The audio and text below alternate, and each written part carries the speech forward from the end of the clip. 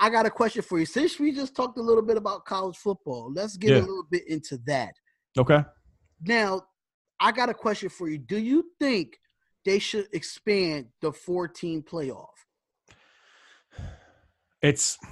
I don't know. I think the 4-team playoff is the right way to go because regardless of how many teams you extend to 6, you extend to 8, you extend to 20, however many you extend to, there's always going to be the teams that are on the outside looking in, feeling like they should have got a shot, that they should have been in, that they should have been the last seed that's in. It doesn't stop whether it's at 4, 6, 8, 10, doesn't matter. Mm-hmm. And it's football. It's different. You'd have to, if you're going to expand to 6 or you're going to have to, or if you expand to 8 or, anything like that, you'd really have to shorten the regular season to be able to do it because you can't expect these guys to play more weeks than they're already playing. Right. Especially you got to remember these aren't pro athletes. These guys are college students. They are going to school and that kind of thing as well. And they're still so young. I understand the argument from those teams that like Central Florida, last year where they declared themselves the national champions for go undefeated. Like they were obviously a team that was on the outside that they had a legit argument as to why they should have been in the playoffs. Mm-hmm. I get it, but I just think the way it would affect the game and having to shorten the regular season to be able to accommodate for these other teams, I just don't think it's beneficial. And then it kind of takes away from the novelty of those 2 bowl games. Of the 4 teams, you've got the 2 bowl games and the specialty to those 4 games, to those 2 games. If you expand to 6 or 8, the bowl games become kind of watered down at that point, in my opinion. Okay. I agree, then disagree. Okay. Only reason thing I disagree with, they should keep the 4 playoff, but I feel like after UCF went undefeated and beat the SEC team last year in Auburn, a good Auburn team last year. Yeah. I think they should have been higher than what they are. I agree with that. Not arguing that at all. I think they should be higher than what they are. You have teams that's in, I think it's 3 teams that's undefeated. Mm-hmm. But that one team that's in, which is Oklahoma, they have 1 loss. Right. I don't mind Oklahoma being there, but I feel like UCF should be at least 5 or 6 with the outside looking in. Right. That's just them keeping them at number 9 and number 8 the whole year, knowing they still winning, knowing their quarterback broke their leg. Then the backup comes in, they down 33-7 and end up coming back and win that game against Memphis in a conference championship with a backup quarterback. Right. I think they still should have a shot. Now, I agree with that. I think they still should have had a shot in the playoff, but when it comes down to it, I agree with you saying that it should be 4, just the expansion of the season. Right. At the end of the day, they student athletes, so they still have to go to school, go to practice, weightlifting, and just it'll be too much on a kid. Right. It'll be too much. So in that aspect, I do agree on. But It's just what I'm not understanding is that I feel like the college football playoff, I know it's like all different 4 conferences in the playoff now, but I feel like it's SEC bias to me. I feel like it's really SEC bias because of the Georgia and the Auburn and the Alabama. I understand that Alabama, they're the number 1 team in the country. Cool. Right. But my question is they the number 1 team in the country off of competition, or they number 1 team in the country because they beating people they played a bunch of nobodies? So I see your point, and again, it kind of goes back to what I was saying before. No matter how many teams you make the playoffs, you're always going to have that team that feels like they missed out or they should have been in over somebody else. And in that situation right now, with 4 teams, UCF is that team that deserves to be in and it's not. And I think that's another argument because there could be a new system and a new evaluation system or a new selection system put into place as to how the 4 teams are selected. It could be a little bit more clear cut and a little bit more defined versus it just kind of being, well, we weigh this, we weigh that, we weigh this, and ultimately this is why we came up with it. At the end of the day, the NCAA is a corrupt business, and that's what it is. It's a business, right? what's going to sell to the masses. And more people, as sad as this is, more people are going to be tuned in to watch an SEC team, whether it be Alabama, Ole Miss, whoever it is. They're going to be tuned in to watch an SEC team in a national championship than they would be UCF. It's not fair. I 100% agree with that. I don't think it's fair. But on the flip side of that too, the SEC conference is by far, and it's not even close, the strongest conference in college football from top to bottom. It has been. I think it has its resurgence, but I think this past year, I think Florida coming back in the mix made it a little bit better because we did miss Florida the last couple of years. And some teams, Auburn fell off a little bit, and then Florida bounced back up. So Ole Miss fell down, and it's like it was that strong conference, but it got weaker by the years because of just recruiting. It starts with recruiting. Yeah. That's what it starts with. Everybody's going to want to go to Alabama because they guarantee the national championship every year. That's just what it is. But it's just like I miss it being neck and neck. I miss it being like, oh, Florida's going into LSU and having a great game near when I think Florida beat LSU this year already. Right. I think Florida beat LSU this year. And LSU was that good team until they went into playing Alabama. So I just think it fell off a little bit. It's not as strong as it used to be, but I get your point there. Yeah. I just like I said, I think it's a powerhouse conference, and I think if UCF is in the SEC, they're not undefeated. I think they're kind of a middle of the pack team if you put them in that conference. But at the end of the day, they're not. They're in their own conference, and they played who was on their schedule, and they won all their games. So when you just look at it from that perspective, I think they deserve to be in. I think it comes back to the NCAA being a business and what's going to sell and what's going to make them the most money. So I do want to get your picks because I did pick mine. I did post it on YouTube that I picked mine. I did pick Oklahoma over Alabama because I feel like Kyler Murray is the better quarterback than Tua. That's just my personal opinion. I just think we all know that Kyler Murray is going to go play baseball. We all know this already. Right.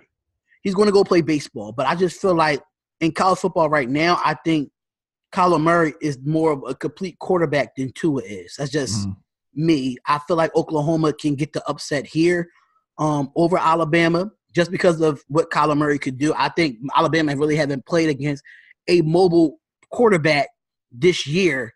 Right. And Kyler Murray is that mobile quarterback and can throw on a run. Only Hollywood Brown, a wide receiver, if he's able to play, then I'm definitely taking Oklahoma. But I'm still taking them, but Hollywood Brown definitely makes a difference on the outside.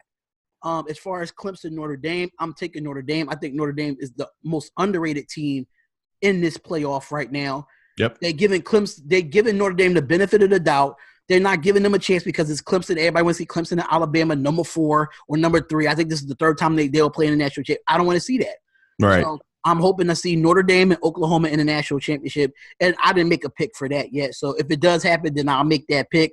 We'll go there then. I got Notre Dame and Oklahoma in the national championship. Yeah, I'm right there with you as far as Notre Dame goes. I think that they are the most underrated team in football. I think they're the most complete team in football, in college football. So I think they beat Clemson. The ACC this year was a pretty weak conference. It has been a weak conference for a while. So I think Clemson cleaned up on a bunch of weaker opponents. So I think Notre Dame wins that game. Now, Alabama, Oklahoma, I'm a big Kyler Murray fan. I love his game. I love his ability, like you said, being mobile as he is. And as small as he is, what is he, like 5'8", 5'9", and the arm strength that this guy has. I mean, he's just impressive. Super accurate on the move, kind of like Pat Mahomes in that sense. Yeah. So I really do like Kyler Murray. The one hold up there though is Alabama's defense is really good. I mean, really good. So I don't know. I think it's going to be a close game.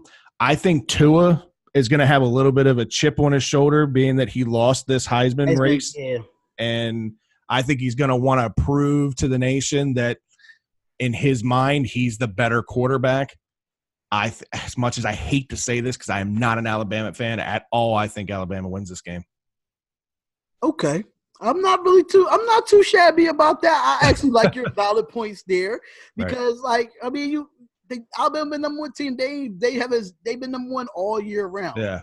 And I'm not like a bandwagoner. I don't pick people because they're the number one team or anything. I really try to think through my picks and think through my decisions. I just think I really do think Tua is one of the best quarterbacks, obviously, in the country. And I think he's going to play with that chip, and you're going to see him finally play 4 quarters of football because they're not going to dominate this game like they've dominated these past games this year. So you're going to see a full load of Tua in this game, and I think Oklahoma's in for it. So before we get out of here, before we end this here. Yes, sir. I had this debate. I don't know if you saw it on my channel. I had this debate. Do you think Notre Dame should be in a conference? It's been a big debate about it because they don't play a conference championship. Right. They play all their games and that's it. Do you feel that Notre Dame should be in a conference, and what conference should they be in? I've always thought that they should be in a conference. I've always kind of said that either they should be in the ACC or the Big Ten. Those were the 2 conferences that I thought that they should be in.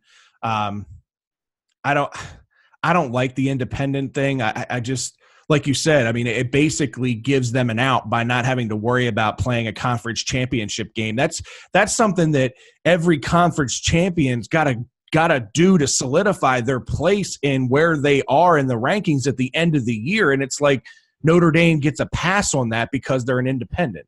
So I strongly think, and I've always thought, that Notre Dame should be in a conference. I don't really have a weighted decision one way or the other what conferences they should be in, but I think because of my ties here to Maryland, I've, always watched the ACC, and then with Maryland moving to the Big Ten, I've always watched the Big Ten. I thought that they should be in one of those conferences because I would have liked to have played against Notre Dame. I would like to go on to a football game against Notre Dame. So that's really iconic, though. That's not really iconic to go to a Maryland and Notre Dame game, even if it's in Notre Dame. Like, right, that's just would be something that would be sweet to go to. Yeah, it's a bucket list thing for me. I'm a big traveler, so I like to go to different stadiums, for all sports. And one of the places I'd love to go is Notre Dame to watch a football game. I've been to Ohio State to watch the Ohio State-Michigan game. Like, that's the most intense rivalry I've ever been to. And it's one of the coolest stadiums I've ever been to, holding like 100,000 people. The environment is unreal.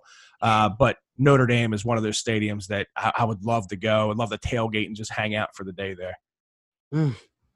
I would like to see them in the Big Ten as well. I think the ACC. I think why Maryland left the ACC because I think Maryland wanted better competition. Yeah, it's all money. It's money. But I would like to see Notre Dame in the Big Ten with a Maryland, Penn State, Michigan State, Ohio State, Michigan, Purdue, Northwestern. That would be a packed conference if Notre Dame was there. But I completely agree with you here. Like, I can't be mad at the fact that they not because they never was in a conference. Right. But since I've been living, I've never seen them in a conference. But probably back then, further before me, they probably were. But in the time that I've been watching Notre Dame, I've never seen them. So we can't fault them for that. But at the same time, I think Notre Dame need to look at it after this year that they need to be in a conference, and that conference should be Penn State. Big Ten, because Penn State they play in Kentucky in the Citrus Bowl, which I just you watched that earlier. We talked about it off air. Yeah, that's gonna be a great game to look at. Kentucky's number 14, Penn State's number 12. SEC versus Big Ten. Right. 2 dominant conferences. I like it a lot. But yeah, Notre Dame, definitely got to look into it. I think the NCAA definitely need to look into that. I know it's going to be money involved, but I don't think it'll be that much money. They're independent. There's nobody else that really independent. So that's just what it is there. And just to let y'all know, if y'all don't know, that North Dakota State's head coach is the new head coach at Kansas State right now. So he did leave North Dakota State after winning about I don't know how many national championships in that division. Yeah, quite a few. He's the Nick Saban of that FBS. Yeah. He's the Nick Saban of that. So hopefully he can change it around and give that atmosphere to Kansas State. But any final thoughts, Fred? No, man, look, I really appreciate you having me on again. I think you've got a good thing going here, and anytime you want to do work together again, I'd like to have you on our show as well. So for you guys out there that don't know who I am or where you can find us, check us out on YouTube, Twitter, and Facebook at Birdland BS. We also got a webpage, birdlandbs.com. We do live Monday Night Football commentary streams. We do our podcast every Tuesday night at 8:45, and that's more of a Maryland sports thing. So if you're a Maryland sports fan, check us out. Again, I appreciate you having me on, brother. Let's definitely do some more of these things in the future. Hey, if it's available Tuesday, I'll definitely come on, even if it's Baltimore sports. All right. I'll still get on there and, talk. I don't know if y'all talk Wizards because I know y'all don't have a team in Baltimore, but Sometimes I know. we do. Okay, so talk Wizards, talk Ravens. Yeah. One thing I can say, I've been to Baltimore a lot. Okay. I've been to Baltimore a lot, and it was this one time I went there, and this is the first – I know it's all top, it's not really sports, but every time I went, it was a sports bar right near the Ravens Stadium. I forgot the name of it. It's a sports bar there, and I know it's like a Holiday Inn down there as well. And it's not too far from the Ravens or the baseball stadium. Right across. Talking about the ESPN zone? No, it's a local bar.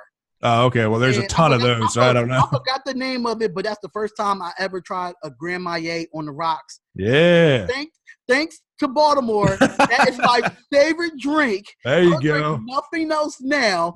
So shout out to Baltimore for that. There you go. So that's awesome, man. Good story. I want to, thank you for, having, coming on to the show. Yeah, man. And having a good time, talking sports. That's what we're here for. We're here to collaborate.